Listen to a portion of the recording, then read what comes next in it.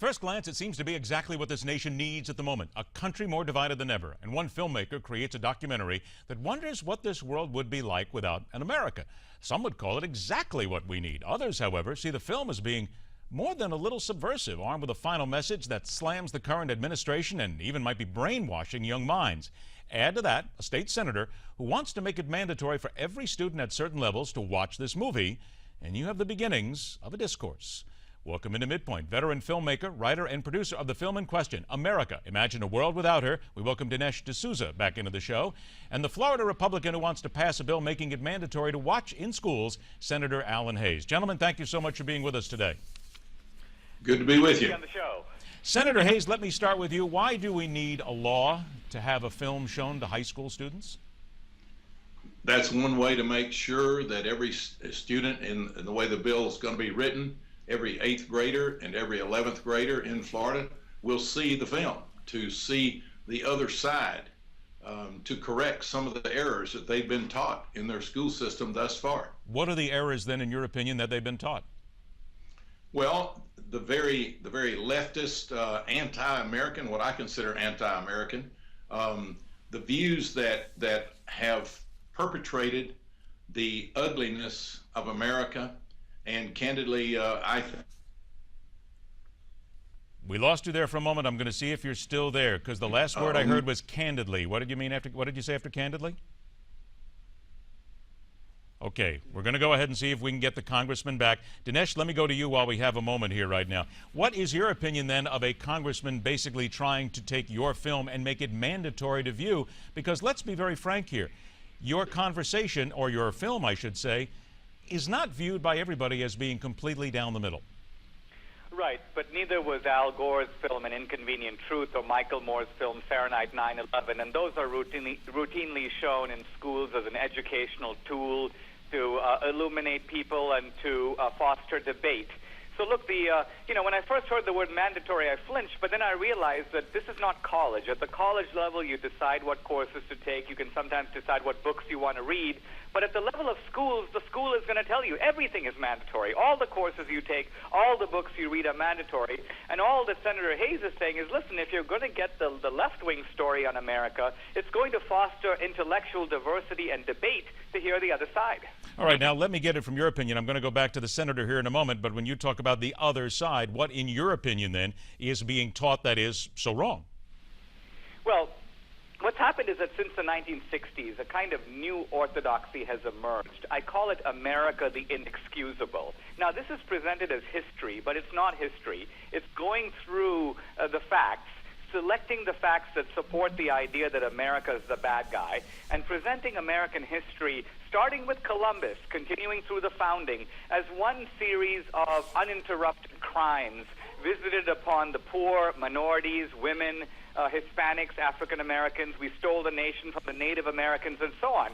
Now, I'm not saying that those facts are false. I'm simply saying that other facts have been excluded, and those facts have been in some ways manipulated to create an interpretation that's one-sided. All right, now, Senator, I want to go back to you, because before we had a momentary snap there in the audio, you said the word candidly. What were you going to say after that? I don't recall. You were indicating, I mean, we had talked about specifically those, and I'd asked you about those things that you were against, or those things that you were finding a problem with that were being taught in the schools. Well, I wish that they would just divorce politics from the educational system and teach the truth. One of the things that I have found in the emails and that I've been getting objecting to my proposal is so many of those objections are coming from people that have never even seen the movie. And I want to ask them, what are you afraid of? The truth? Why don't you go out and look at the movie, and then you can make an informed analysis? That's what I want our students to be able to do. I want our students to be able to see that movie and the facts as they're presented there, and be able to draw their own conclusions. They can weigh it, and I've said from the very beginning, if someone else wants to show Moore's or Gore's films, then go ahead and show them. I am confident that the truth will win out.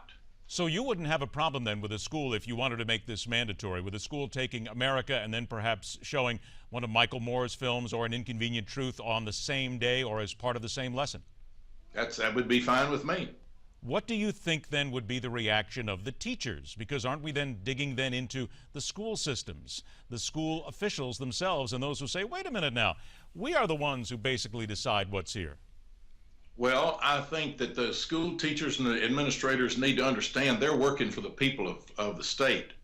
And it's our students that we have entrusted to them for guidance and for education. And we want to make sure that the education they are getting is true and accurate and not some slanted view. Let me ask again, because I asked Dinesh this, and while he's listening, of course, there are those who have said the end of the movie and certain parts of the movie, and again, looking at those who criticize the film, say that it takes shots at the Obama administration, that it is just as slanted as any other film. How would you answer those critics? I would invite them to bring me facts that refute anything in this movie. I've seen the movie twice, and everything that I saw in that movie that had anything to do with current political scenes, I found to be true. Dinesh, let's ask you then, because again, you're the one who put this movie together. There are those who say that it is slanted, and there are those who point to your past, of course, with other movies, 2016, Obama's America, and they say that that shows that you are simply a slanted filmmaker and not to be trusted. You've heard these before. Well, remember that every film is delivered from a point of view. You know, Oliver Stone, when he makes movies, his movies are slanted, if you will, in that they come from his perspective. It's just that they don't label his perspective liberal, and they label my perspective conservative. This film, America, is very different than my earlier film in this sense, that I begin the film by bringing in the most articulate and pungent critics of America. Obama's in the film, Senator Elizabeth Warren, Michael Moore is in the film, the MIT radical Noam Chomsky, the former domestic terrorist Bill Ayers, an African-American scholar, a Native American leader. For about 20 minutes, these people lay out as effectively as they can the case against American foreign policy, American capitalism, and American history. And I don't interrupt them, I don't challenge them, I let them go. To such a point that there are patriotic Americans who almost walk out of my film because they feel like I might have defected to the Michael Moore side of the aisle. But then I turn around and I examine their arguments. So I think what Senator Hayes is saying is, look, there's an opportunity for young people here to hear both sides presented in the film. Obviously, I have a point of view. Look, I'm an immigrant. I grew up in a different part of the world. I grew up without a phone, without hot running water, and I see an abundance in America that I celebrate in this film. What's wrong with that? Senator Hayes, what has been the response here? I would take it that from some people's side, you might have gotten things that were critical, maybe things profane. How bad has some of the reaction been, or has it been pretty mild at this point? Well, believe it or not, some of it has been so vulgar that you couldn't put it on a broadcast, even in today's low standards. And number two, I've had many of them that have thanked me profusely and have asked what can they do to help us get this legislation passed. So it's a mixed bag, but in this arena, you expect to get input from both sides of the question. Have you gotten any responses from teachers, teachers' unions, school districts, or those who might be affected immediately? I have. I had an interesting email dialogue with one teacher who said this. She'd been teaching U.S. history for 12 years. This next year will be the 13th year. And I simply asked, have you seen the movie? And the response was no. And I offered. She said she didn't want to waste her time or money on seeing the movie. I said, well, I'll be happy to buy your ticket, and I'm inviting you to go with my wife and I to see it this week. And she sent me an email back respectfully declining the invitation. And I want to ask these people, are you afraid to see the truth? Before you criticize a movie, why don't you go watch the movie first? And then you'll know what you're talking about. Until then, I really don't want to hear it. When is this bill going to come up for vote? As soon as we can get it on the committee agenda. We won't be getting a bill number on it until sometime in November. And then December, the committee may hear it. It's up to the committee chair to see whether they'll hear it or not. Dinesh, what are people afraid of? Well, what they're afraid of is that, see, the left has constructed a kind of elaborate narrative about America. And they've been doing this for 30 years. And they've worked really hard to dominate the universities and then to let these ideas percolate out into Hollywood, to some degree the media, and the elementary and secondary schools. So it's not as if young people today are not getting politics. They're getting politics, but the politics is just labeled as history, as if this is the way it really happened.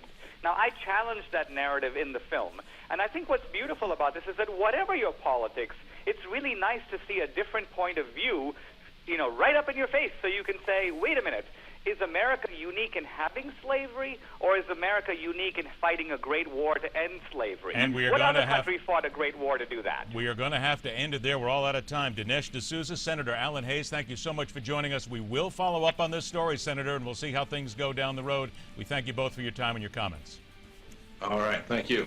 Thank you, gentlemen. Later on this hour, not cheap to be a terrorist. We'll tell you more about that when we continue right here on MidPoint, where we question everything.